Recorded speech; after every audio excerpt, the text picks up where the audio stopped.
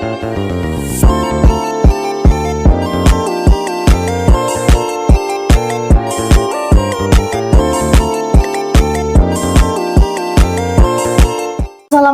warahmatullahi wabarakatuh. Halo teman-teman semua. Sebelumnya perkenalkan, nama saya Sinta Lestari, NIM 2321005.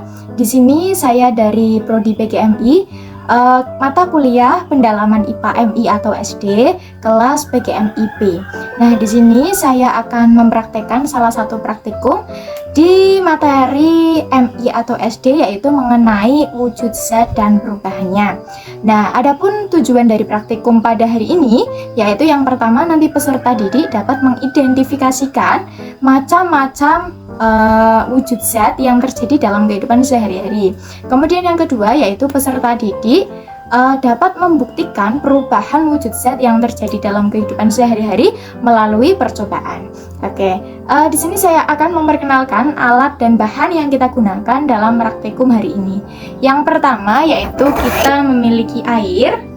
Nah, air secukupnya. Kemudian di sini ada telur. Ini telurnya sudah saya pisahkan dari cangkangnya. Kemudian ada lilin.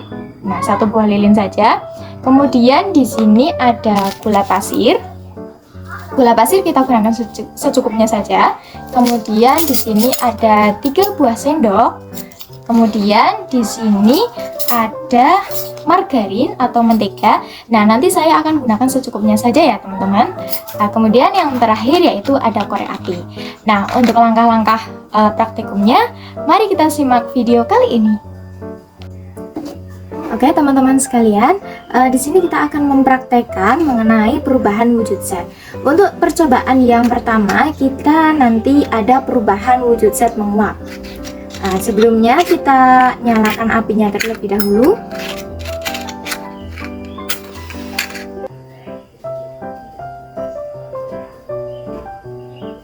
Oke.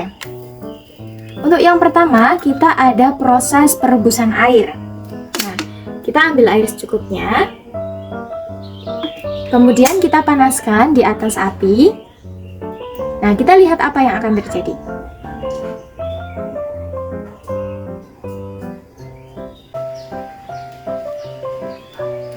Nah, di sini sudah mulai terjadi proses penguapan, di mana sudah muncul gelembung-gelembung air. Nah, ini sudah mulai terjadi proses penguapan. Proses penguapan sendiri yaitu perubahan dari zat cair berubah menjadi gas. Oke, ini jika lama-kelamaan kita beri kalor atau beri panas secara terus-menerus, maka air tersebut akan hilang atau akan habis. Nah, hal ini dikarenakan zat cair yang ada pada air tersebut ini akan berubah menjadi gas, akan menguap ke atas. Oke. Nah, di samping itu teman-teman, apabila proses penguapan ini, apabila tangan kita ditaruh di atasnya, maka tangan kita akan terasa hangat dan akan basah. Hal ini dikarenakan titik-titik air itu berubah menjadi gas sehingga tangan kita terasa basah. Oke, ini ya. Oke. Selanjutnya kita ada proses mencair. Nah, proses mencair sendiri kita ambil contohnya yaitu pada margarin. Margarin sendiri merupakan benda padat, di mana margarin ini memiliki partikel-partikel yang sangat rapat atau yang sangat koloid. Kemudian kita panaskan di atas api. Nah, kita lihat apa yang akan terjadi pada margarin tersebut. Oke, di sini sudah mulai bahwasanya margarinnya berubah menjadi cair. Nah, ada proses pencairan teman-teman sekalian. Wah.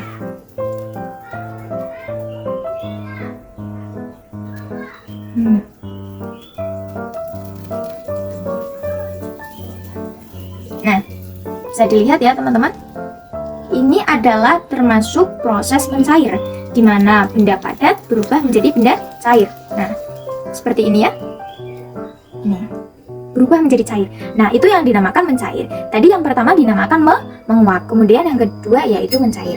Kemudian yang ketiga, kita ada gula pasir. Nah, kita percobaan menggunakan gula pasir. Untuk gula pasir sendiri itu juga termasuk benda padat, maaf, termasuk benda padat karena partikel-partikel yang ada di gula pasir sendiri itu sangat rapat dan tidak memenuhi ruang. Nah, sekarang kita panaskan di atas api, kita bisa lihat apa yang akan terjadi pada gula pasir sendiri. Oke.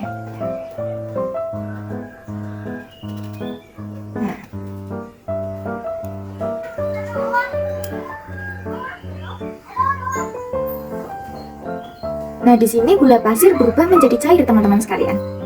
Nah, berubah menjadi cair dikarenakan adanya panas yang terjadi pada lilin tersebut kemudian merambat pada sendok yang menjadikan benda padat ini menjadi cair. Ini tadi gula pasir yang kita panaskan. Ini berubah menjadi seperti ini, cair. Nah, setelah proses pencairan seperti ini, kemudian kita coba diamkan di tempat yang terbuka apa yang akan terjadi pada gula pasir yang telah mencair tersebut. Nah, sambil menunggu kita akan melakukan praktikum selanjutnya, yaitu menggunakan telur. Nah, telur di sini kita ambil secukupnya saja. Ambil telur secukupnya. Kemudian kita panaskan di atas api. Kita lihat apa yang akan terjadi pada telur ini.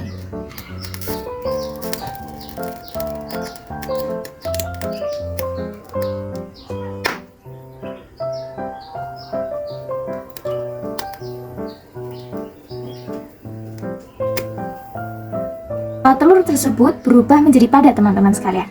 Nah, bisa dilihat, ini telur yang tadinya cair itu berubah menjadi padat. Nah, hal ini dinamakan proses membeku.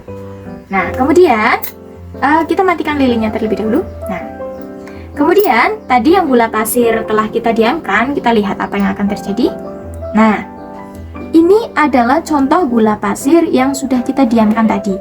Nah, tadinya gula pasir kan dari padat menjadi cair. Kemudian setelah kita diamkan di tempat yang terbuka, itu suhunya lebih dingin, teman-teman sekalian. Tempatnya lebih dingin sehingga gula pasir ini yang tadinya mencair itu berubah menjadi membeku. Nah, ini.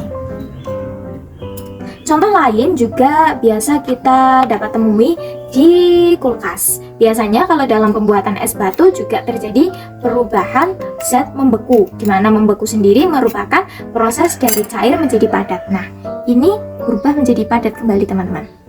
Nah, oke. Mungkin itu ya untuk percobaan hari ini, semoga bermanfaat. Oke, teman-teman sekalian, tadi sudah dijelaskan mengenai praktikum wujud zat dan perubahannya. Nah, kesimpulannya bahwasanya dalam wujud zat dan perubahannya itu wujud zat memiliki ada 3 macam wujud zat yang kita pelajari di dalam kehidupan sehari-hari. Yang pertama itu padat, kemudian cair, dan gas. Nah, di dalam perubahan wujud zat sendiri itu ada mencair. Mencair itu merupakan proses dari padat ke cair. Kemudian ada membeku. Membeku itu merupakan proses dari cair ke padat.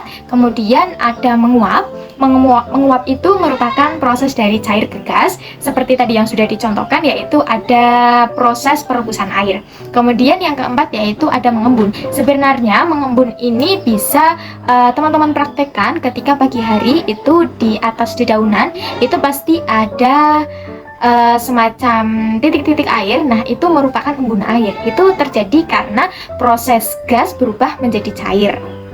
Nah, selanjutnya yaitu ada proses menyublim dan mengkristal. Menyublim sendiri yaitu proses padat menjadi gas, di mana teman-teman bisa memperhatikan atau mempraktekkan sendiri di rumah kapur barus yang ditaruh di lemari atau di tempat terbuka itu lama-kelamaan akan habis. Nah, hal itu dikarenakan kapur barus sendiri dari padat itu akan berubah menjadi gas. Oke, yang terakhir yaitu mengkristal. Di mana mengkristal sendiri itu biasanya terjadi di daerah yang memiliki salju. Nah, biasanya salju sendiri itu ada proses pengkristalan. Pengkristalan sendiri yaitu proses dari gas ke padat. Nah, untuk praktikum yang tadi sudah kita lakukan yaitu hanya beberapa. Untuk yang lainnya teman-teman bisa lakukan sendiri di rumah. Oke? Oke, mungkin itu saja yang dapat saya sampaikan. Bila ada kekurangan baik dalam perkataan maupun perbuatan selama praktikum, saya mohon maaf yang sebesar-besarnya. Kurang lebihnya mohon maaf. Wassalamualaikum warahmatullahi wabarakatuh. See you.